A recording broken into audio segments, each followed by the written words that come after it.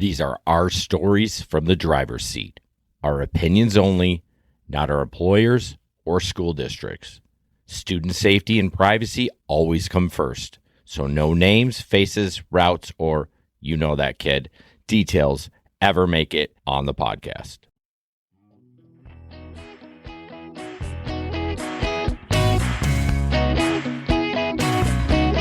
Happy summer, everybody that's listening. Thank you. We decided to drop a school bus banter episode, summer edition. Episode, whatever the frick you want to call this one. Yeah, I don't think we're going to number it. I think summer edition sounds great. Summer edition. Yes. Hope everybody is enjoying their time off. It is so nice. Good weather so far. Yeah. Love it. Yeah, well, this is a bonus episode. We don't know when we're going to drop it, but we're recording it the first day of summer break because Joe did rodeo over the weekend, and I thought, that is a pretty nationwide thing. It's not unique just to our area, so I thought, well, let's just record a little bit about it, tell us some stories about it, how it went, how you're never going to do it again, those kind of things. No, that's fine. No, I love rodeo. I think all districts that participate in it should make their rookies come in and do a year of it. And here's why I say that. Because you learn so much about your bus. You learn mirror placement. Then it just becomes second nature.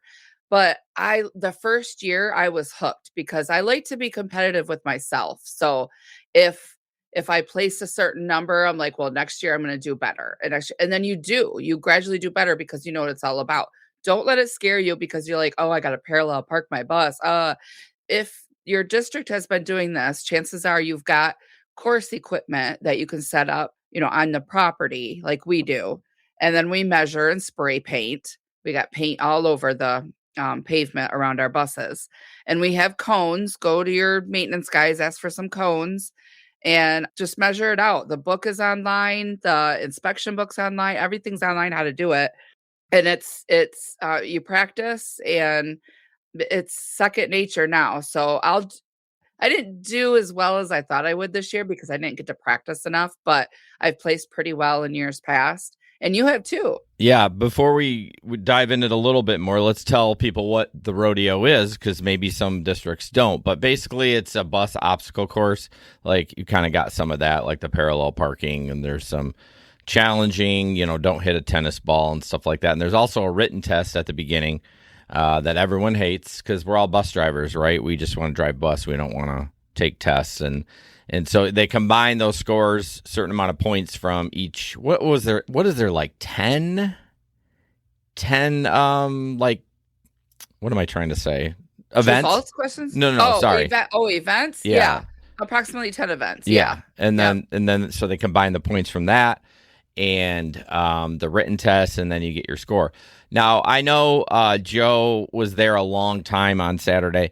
And my first complaint is, or not really a complaint, like, can we streamline this? Because there's a lot of like manually entering things. And I'm like, we need some sort of like spreadsheet or something to punch numbers in that does it quickly. Yeah, this is all judge. So it's how the judges are feeling this day. Right. And what they saw or what they didn't see. So it's definitely, it's judge base. The judges are trained. Some of them are trained that morning. And then they're given, that's true. They're given a sheet of what they judge on. And I say the first couple through, they're a little bit like nervous on what they're judging on, and then it gets better. But so there's a piece of paper for each driver for each event.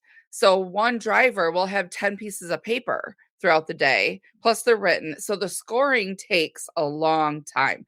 The judges and the people in charge are in there scoring because you want to see what you place. They want to get everybody in order, first, second, third. And it takes a long time. And for me this year, I was driver number 1 out of 78. That's not good. No, I had a long ass day. Now, again, the amount of people per day that are per event, per rodeo, per region, there we go, depends on what districts participate. So you don't have to go. There was districts I haven't seen this year. They didn't participate at all, and there are districts that I've never seen that were participating this year. So every year, it depends on your region, where it is, what school hosts it. Usually, if you commit to hosting, you host for 2 years in a row. And, you could have rain, wind, hot as hell. It's a lot for the judges to go through. It's a lot for the drivers because, you are pretty nervous, going into it. You can get pretty nervous. I personally think for the judging, I think if you're hosting for those 2 years, you should have to provide the judge and provide training to them. And so they're there. Yeah. I mean, obviously, you're going to have a few slip through the cracks. They can't do the next year and they only can do this year, which is fine. But they need to have some more accountability of like, this is the manual because it's statewide, right? So we can come up. I say we, when I say we, I'm not saying like Joe and I or my school district, but whoever's the organizing body can come up with like a list of rules and here's a little training packet and you're going to get it 2 weeks in advance, not coming in that morning. Yeah. And learning it, and you being the first driver, it really does hurt you because what are they looking at?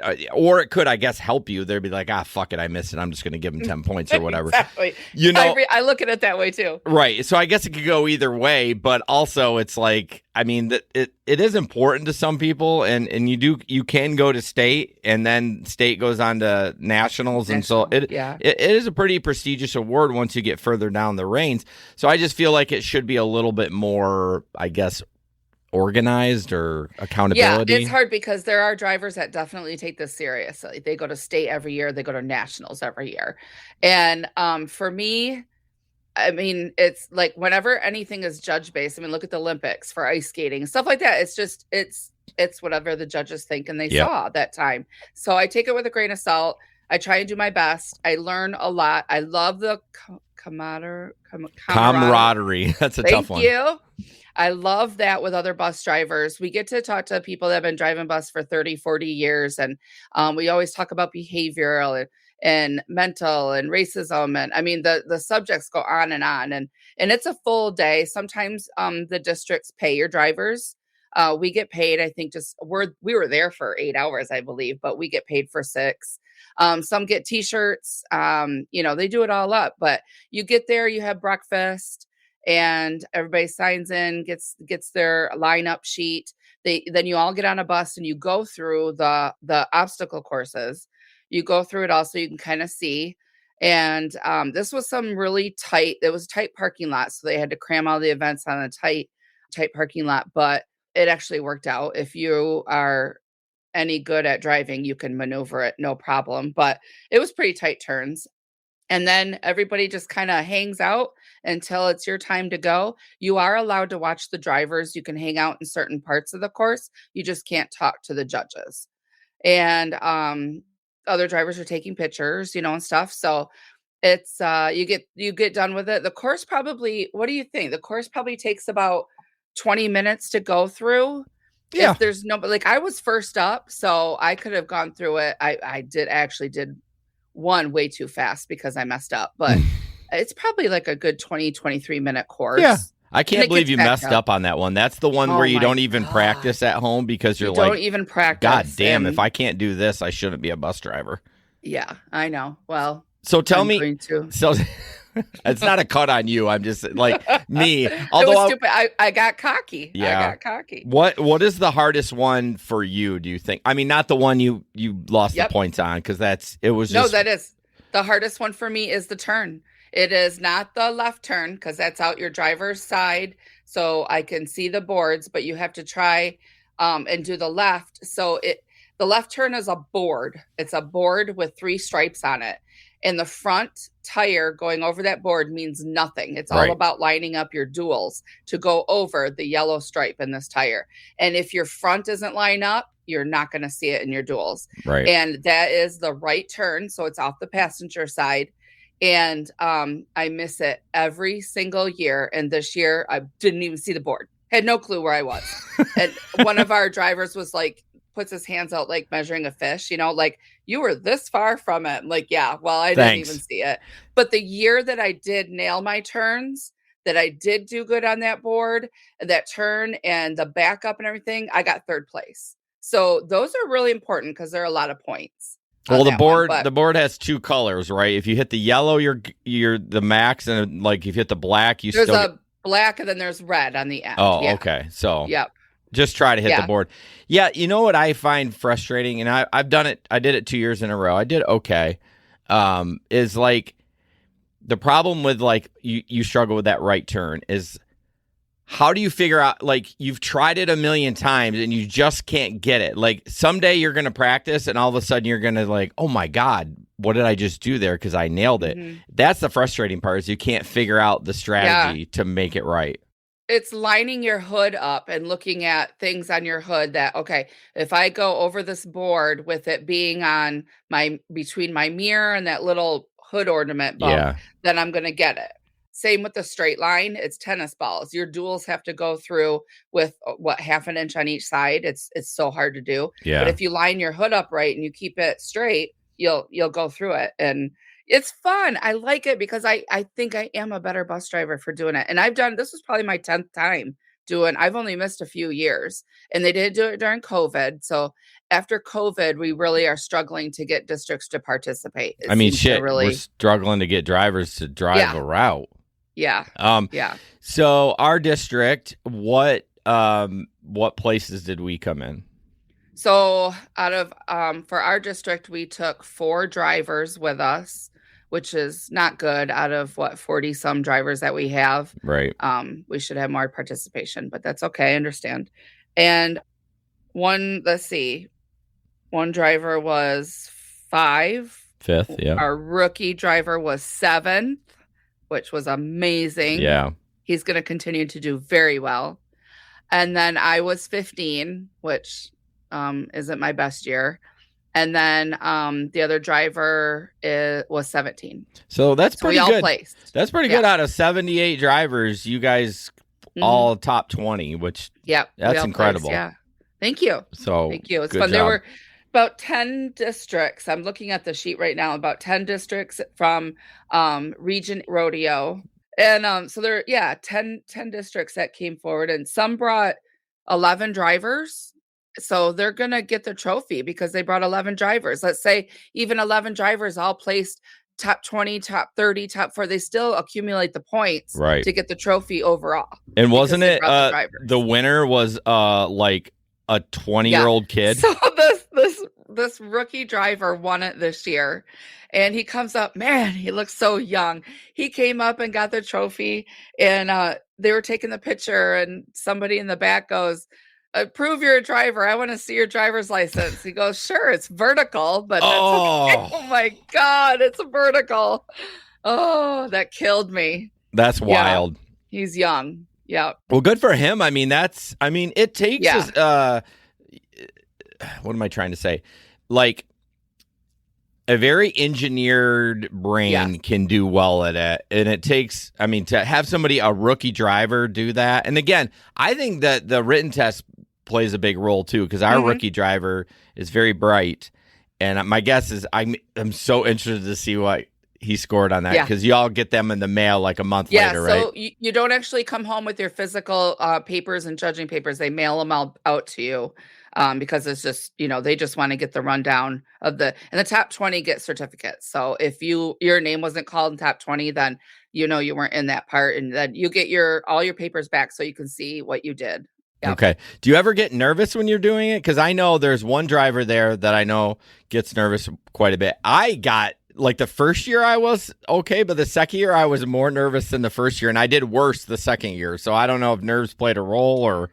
I don't think I'm nervous anymore. I'm excited and overconfident because the hard ones where you back in, it's called an alley dock. And so you go past your mark and you back in, you can't touch anything, but you get a free pull up with no points taken off if you have to put it back in drive and pull up and to recenter yourself.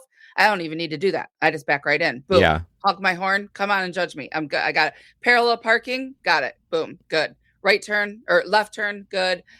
What are some of the other ones? Oh, railroad crossing. You have to pretend you're going over a railroad. You have to speak your railroad. You have to go over the railroad and put your back end of your bus no closer than 15 feet from that railroad. But you don't want to be too far away either because you'll get marked down. Yeah. So I had that one right on. I mean, we'll see when my papers come through, but I already know that right turn, I didn't even see the board. So Right. I know that was either 50 or 25 points right there. And then the serpentine belt you struggled with. Serpentine barrel was only like 12 points, but still 12 and points. then you got offset alley, right? Yep, didn't touch a thing. Damn, nice job. I struggle with that one.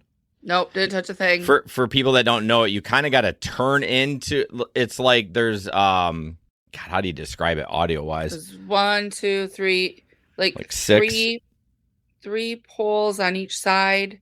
You have to go through, but then you have to offset your bus to go. Yeah, through so you got to kind of turn into one pole and then quick crank it the other way, and then obviously you can't hit them. You got diminishing alley where like the poles get shorter as you go on. It's funny because some of the judges they're like cheerleaders out there, right? So you did good because they're like woohoo, you hear it and you're like oh thank you, because that makes you feel good going because you go right into the next event from there. And so I know the ones that I did, and I know my back. The only thing with parallel parking is maybe I didn't get as close to the curb as I wanted to, but if you stay far away, it's certain points off. But if you touch it, it's 50 right there. So don't touch it. Stay further away. Yeah. And you did bad if you look in your mirror and they're giving you the middle finger, right? Like you're like, oh, not middle finger. They'll just give you the thumbs up, like, maybe next year. Maybe next year. Well, I love it. I have fun. You spend all day together, and they feed you. Then lunch came in, and we had lunch, and they just kept coming out and apologizing that our judges are still trying to tip because the more drivers there are too, the more papers there are to go through. Well, that's the thing. And they need to dial in the process. Streamline it. I really don't know how. I mean, you'd have to get rid of the paperwork. Yeah. You'd have to do something digitally where you just punch it in. Or you'd have to like scan it in. Like after all the papers come through, they get fed in like a voter. Something like thing. That. Yeah. Because that takes forever. Or make sure you not hire, but ask, hey, I need 20 people at the end of the day. This is all you got to do. You just got to add this stuff up instead of having like 3 of them do it. So anything else? I'm glad it's over. You're glad it's over? I'm glad it's over. Yeah. Summer officially began after that. No, I guess how was your last day? Oh yeah, we can chat. I mean, it was. Did you cry or did you have criers? No, well, I did have one kid get off who was a 3rd grader, which okay. I saw him crying. I don't know if he's like gonna miss. I don't know what maybe it's just all emotional for that day because he's gonna be back on the bus and he's gonna be back at the school. I didn't have any 4th graders. They seemed pretty happy and excited. I was able to distribute. No, we had talked to the last episode that I should have done it, a while ago. So that next day I went out. I got rid of all of them but one, and then the next day that girl rode. Jesus. And I gave her that one. But yeah, no. Summer, you're drunk. Right. Yeah. Sugar-free Fanta. But yeah, it was okay. I was glad to be done. We had our end of the year party and that was good. So yeah. One of my 4th graders was doing the cry that's so like the bawling. Yeah. And half of a twin decided to ride home with mom and dad and he stuck around to ride home with me one more time and just blinking red eye, the tears away the whole time. Like I didn't even know what to say anymore. Yeah. Just so emotional. Yeah. Lots of hugs, and I always tell my kids, I'm like, this isn't bye. This is I'll see you later. Cause hopefully I run into you in the summer or I drive the